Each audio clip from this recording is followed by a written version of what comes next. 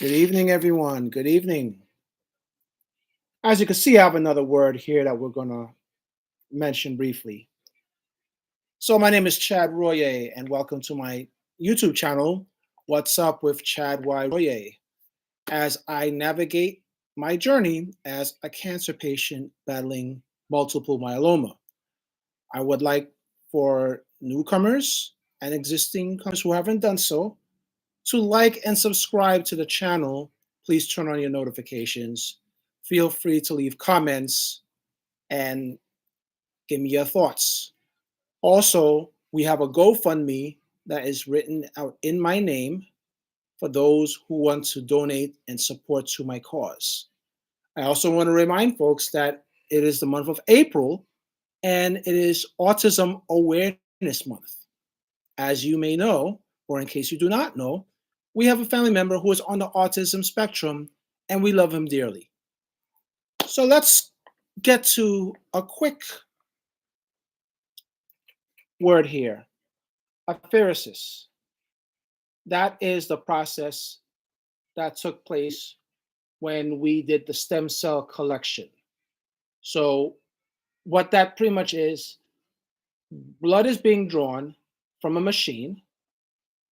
It separates the stem cells from, or the white blood cells rather, from the remaining parts of the blood, like the platelets, the plasma, the red blood cells, and it goes into the part of the machine that uses the centrifuge when it wraps around fast and separates things by different masses.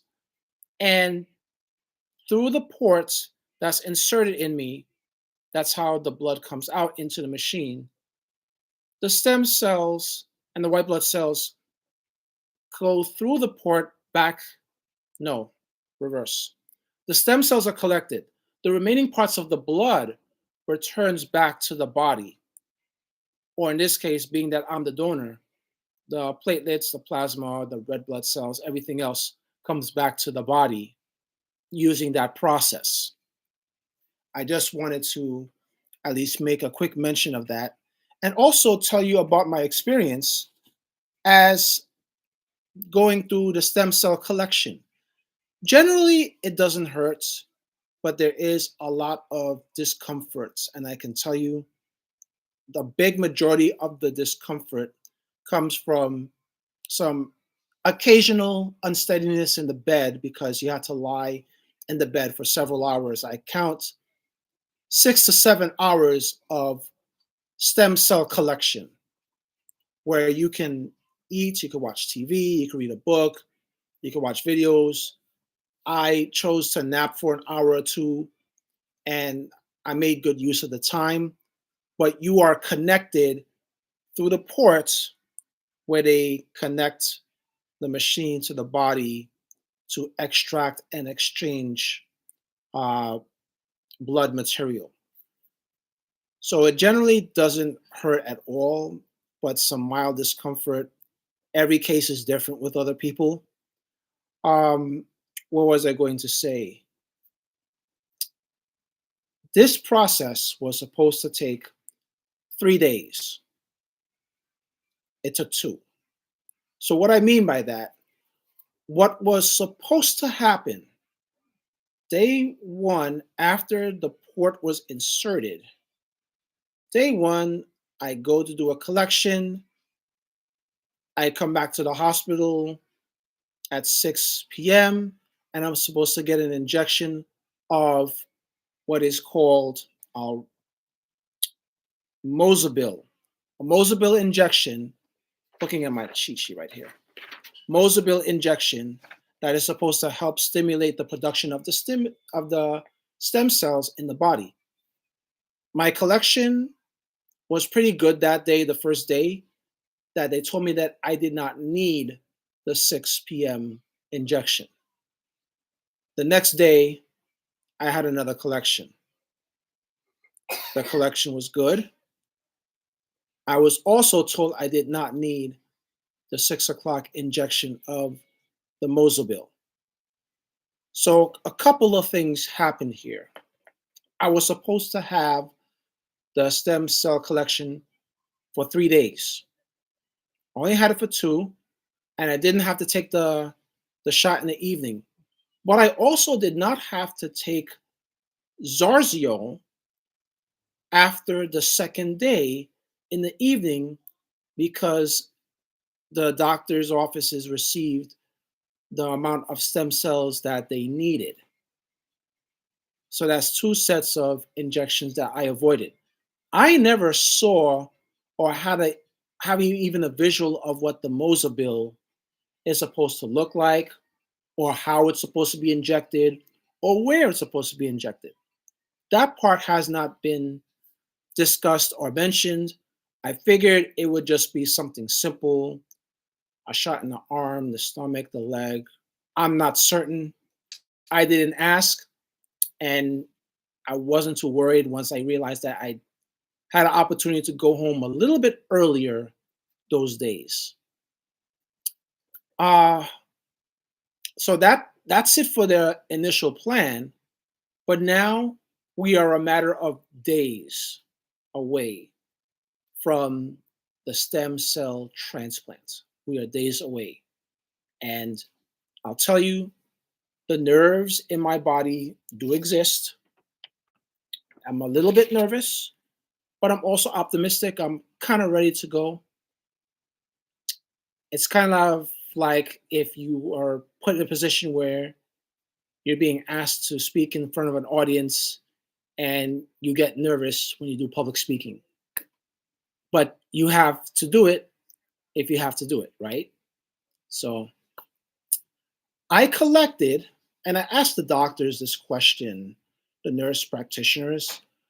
The first day I had gotten some data, the second day I did not. I hope that when I get into the hospital for the stem cell transplant, saying the words too fast, I'll get a number of how many stem cells, how much stem cells I actually collected. The first day was, and I wrote it down on my cheat sheet here, 4.2 million cells per kilogram. I needed 5 million. So because I didn't get the 5 million the first day, they advised that I come back the second day. I would imagine, just from doing math here, that I've collected well over the 5 million that I needed. I'll probably say I probably collected close to 9 million, but I don't know. Pure speculation. I'm just going to wait to get those numbers and hopefully I can share.